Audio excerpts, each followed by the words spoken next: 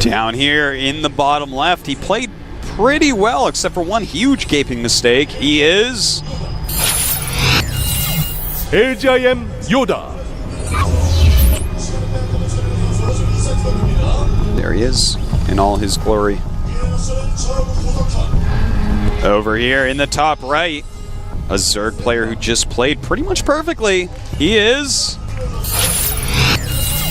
GSL. Okay, so, you know, what I think may be going on here, and this is one thing to definitely take into consideration. HyuN is actually supposed to be in practice, and we've seen it online, one of the top, like, 3 Zergs in the world, supposedly, all right? Like, whether he is or not, whether you want to say he's top 5, top 10, whatever. But he's one of the absolute best. I think it's not hard to say that he's better right now than Nesty, and it's not hard to say that he's better right now than Lucira. And, you know, when you say those two things, who is YoDa practicing with for this? Now, overall in Korea, this is an interesting little thing I'm about to point out. Overall in Korea, a lot of Zergs get Hive slower than in other areas. Like, for instance, you watch European Zergs play, and the one thing I can say that I feel like they do a lot better than Korean Zergs a lot of the time is the Hive timing. They will just snap that Hive. The Hive isn't that expensive. Zerg is always banking a little bit of extra money for, you know, reactive things and all sorts of stuff if they aren't, like, constantly attacking you. So they get that Hive up really quickly, and that's something that HyuN has shown here. He got his Hive up, like, literally exactly when he probably should have for that game. Whereas I feel like YoDa may be practicing with people that aren't getting the Hive quite so quickly, aren't doing that, and that would allow the type of slower mech composition that he made to be much more effective. So that's my theory on why YoDa was lacking on starports, and it seems caught off guard and with his pants down against that Broodlord attack. So, oh, one more thing I do want to point out. I meant to say this before, but I don't know. I go on long-winded rants sometimes when I'm casting alone. HyuN, you know, whether he's the best or not in this group, right, he only has to practice Zerg versus Terran. So that's kind of a big deal, whereas the other players have to practice for HyuN because they know he's so good that he probably won't just drop out and be killed easily. But they also have to practice TVT and multiple styles of TVT because YoDa and Marine King are basically polar opposites in it. So just an interesting thing to point out. HyuN's practice time would have been more effective, you know, than the other players, which is another reason why he's a good favorite to get out of this group. So, okay. HyuN still mining a little bit of gas. Has that expand up, getting speed. YoDa right now going into Reactored Hellions. He does have 2 gases, so he should be going for a starport next, most likely, as well. Now, will he go into mech again? I'm really feeling it. I'm thinking YoDa's going to go mech almost every game today, because he will be playing some TVTs as well, whether it's against Hack or Marine King, or possibly both. But yeah, I feel we're going to be seeing a lot of mech out of this guy. Now, as far as HyuN goes, hard to say what he's going to do right now. He's just droning. Everything's pretty standard, pretty normal.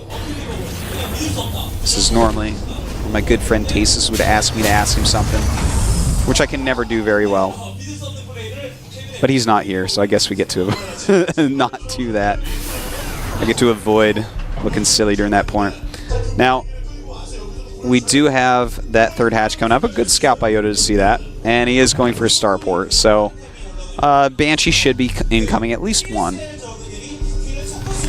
And I'm feeling more and more like he is going to go mech. By the way, guys, Tasteless is sick today. And Wolf and Kaldor are not around. And so that is why I am casting alone. Hope that you're enjoying it as much as you can. It is a little bit more difficult, I have to say. A lot more difficult, really. It's just kind of my stream of consciousness while I watch the game. I don't get to look around quite as much on the map because I don't have anyone else to talk, so there may be little things that get missed here and there. But anyways, Cloak on the way, as well as a third command center for YoDa here.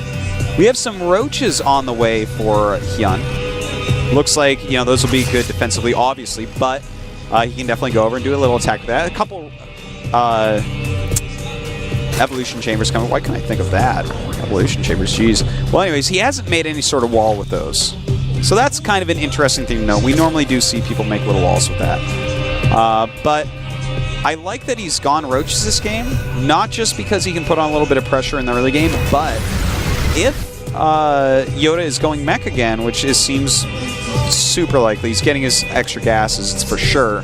When you see with no Raxes in third command and Cloak Banshee on the way and 2 gases go up at that natural, 100% it has to be mech. And in fact, he threw up 2 armories, so there you go again. But anyways, the roaches are going to be more useful against mech overall to get early on.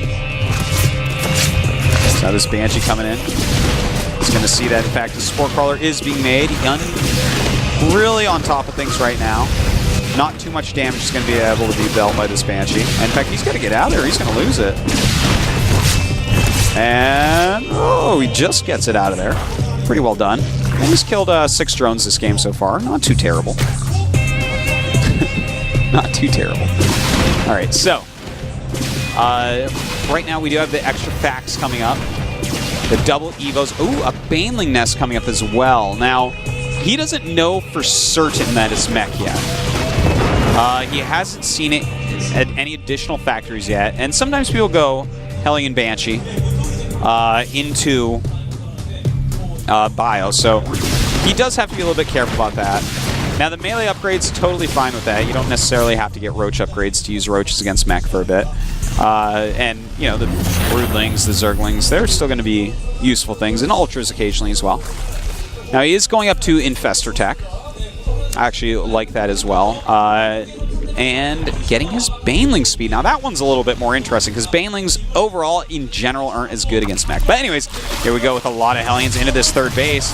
And this is what I was talking about with multiple locations to go into that third base. It really does help with the Hellion harassment. The roaches were in the position for the other location. Good splitting here by HyuN. But YoDa has killed now this game 16 drones total, which isn't too bad. Now, this Overseer, he knows. He sees, okay, this is, in fact, going to be mech. With 26 Lings on the way, decent Hellion production coming out, and Baneling speed on the way. I wonder what his plan is going to be with this. Is that command center placed right? Yeah, I didn't think so. Okay, so, with the Baneling speed on the way, I'm wondering if... I feel like he might be doing a Baneling counterattack rather than trying to bust up the army. Because if you're doing like some sort of army bust, I mean, it can kind of work, but Hellions and Siege Tanks are really good against Banelings, even if they have speed, so. That Zerg Depot got fried a little bit there. Banshee still having a good amount of little map control, just putting a clock on those roaches so they can't sit still. They always have to be on the move and getting out of there. No roach speed yet, actually, which is a little bit weird to see. I guess he realizes he doesn't need it yet because there's not going to be any move-outs from YoDa yet. But he's going to want to get that eventually because it's going to be useful to be able to make rounds of roaches, even if he doesn't necessarily want to. Like, he might be going right now, because notice his 2-2 for melee is going on. He may be going for, like, a Ling Infestor style against mech, which you kind of can do, but if you misstep with it, you're going to be in a lot of trouble. But just having the ability to switch into a bunch of speed roaches occasionally, once you kill certain key units, is very powerful. So I do want to see him get that roach speed still. Now we do have Hive on the way. That's a very timely Hive. The 4th base is going up. YoDa doesn't really... Oh, is YoDa going to take his 4th as that one up there? That is interesting. I am interested by this. I am also interested by the fact that these queens are walking across the map. That is, of course, to help deal with the Banshees. And he's just stalling out this base. He realizes that YoDa's pushing up in this direction. And this is interesting because it's going to take a while for any HyuN units to get down to the third base for counterattacks. And this is a staging point for the mech push of YoDa to push up towards HyuN's fourth base. By making a planetary there, that's like a place he can rally his units to, like a safe location. And that's like a very important thing to have in that.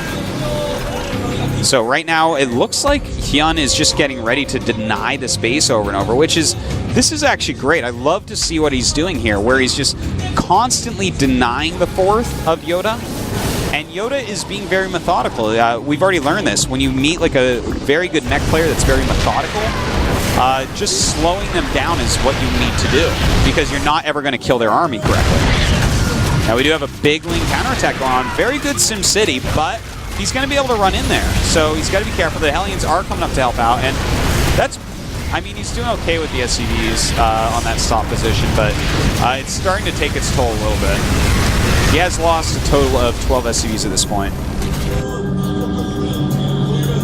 Now, YoDa has been slowed down. The Greater Spire just now starting. Now, what we have to look at is this opening hasn't been, I want to say it hasn't been quite as good for YoDa, and it's been a little bit better for HyuN than last game, but the real issue is going to be, does he have his anti-air in time? And, well, I guess this is going to be an issue as well. He didn't reinforce this area, so that's definitely a problem. And now he's lost 24 workers. This is actually becoming pretty bad. And his blue flame a little bit late. And in fact, this is a strong little attack down here by HyuN. He's not really investing very much, but he's getting a lot out of it. And if you can do that even one time against mech, you're going to be in pretty good shape. But anyways, this is a good attack timer right here. It's right before that Greater Spire. He's hit his timing this game, and therefore he should be able to kill off this base. He's just got to be careful about masses of Lings and Roaches and Infested Terrans coming in. So, killing that fourth base, I do hope to see him back up, because by the time he's killed that, HyuN should have enough to take this out. And in fact, here he comes. And, well, that's a lot of Lings coming in. No siege mode and no buffer units for YoDa. HyuN just kind of outplaying YoDa basically in every way here. Ouch. So YoDa now at 81 supply. His third is lifted. He's only got 34 SCVs. He's got one starport. I'm sorry to say that YoDa is officially dead. Of course, he won't leave the game yet, because that's not how you do it. You have to kind of stay in and see if you can somehow come back. But with 8 Broodlords on the way, 5 Infestors as well, the fact that he still has 77 drones. I mean, HyuN is just going to walk over and kill him. Look, it's 100 supply difference. Anyways, so that's the end of analyzing what's actually going on at the moment. Let's look back at what happened. I liked the idea of YoDa's fourth base being up there as a staging point to push towards HyuN. It's a smart idea. HyuN did a great job stalling it out, realizing that YoDa was like kind of pushing in like a somewhat weak way. You know, he was still a little bit weak at that point, I guess is what I'm trying to say. You know, he didn't have the composition on yet. Bruising that up a little bit for some reason. You know, that left his third base open a little bit. And notice he did make another command center there. And I don't think that command was for a fifth. I think that command he had made down his third base was actually for a planetary, because he has to realize that that area is so weak. GG. But you have to realize that area is ridiculously weak. So, anyways, I guess that's the end of this match. HyuN completely outplayed YoDa there. YoDa actually showed a lot of skill, and I'm definitely not counting him out, man, because the way he's playing right now is like going to translate to TBT a lot better than it did against HyuN here. HyuN just on top of his play. It's going to be hard for Marine King to take him out, but we will see, because that is, in fact, the next match. And, you know, Marine King's going to probably bring a different style than what YoDa just brought. YoDa just brought, like, one of the more passive mech styles that we've seen against Zerg. And, you know, that's slow moving. That's something that HyuN, especially being a high-end StarCraft 1 Zerg, this is something people don't know. He's one of, pre-Kespa switching over, he's one of the best StarCraft 1 pros that switched over. Like, MVP was actually the best at the time StarCraft 1 pro that switched over, and look how he dominated. HyuN switched over later than MVP, and he was like one of the best guys to switch over overall, like top 5-ish, I want to say. So, yeah, anyways, that is that for that match. And we're going to go into the winner match next. HyuN against Marine King, so don't go away. Just a 5-minute break.